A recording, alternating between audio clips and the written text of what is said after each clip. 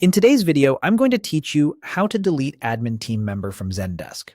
Before we begin, quick note, you'll need to be an account owner or an admin with permission to remove other admins. Also, double check that this person no longer needs access, and consider reassigning any owned views, macros, or tickets ahead of time so nothing gets orphaned.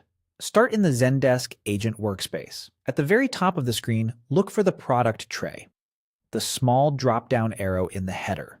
Click that to open your list of Zendesk products and settings. From that menu, choose Admin Center. This is where user management lives and where we'll make the change.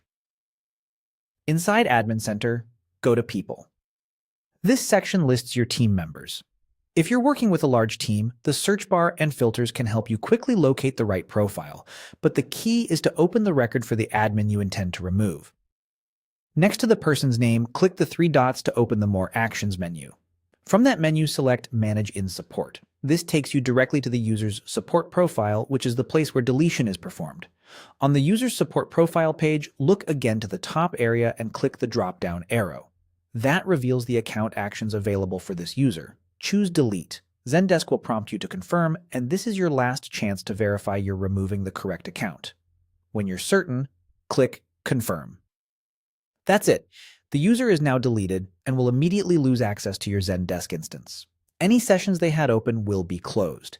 If you don't see the delete option, it usually means you don't have the required permissions, or you may be looking at a profile that can't be removed from your current role. Check with your account owner. A few best practices as you wrap up. Avoid deleting your last remaining admin. Always keep at least one active admin or the account owner available. If you only need to block access temporarily, consider suspending the user instead of deleting.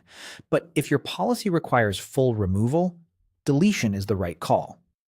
Remember that deleting a user can affect ticket ownership and reporting history. If you removed someone by mistake, you'll need to recreate the user and reassign roles, as deletion can't be undone.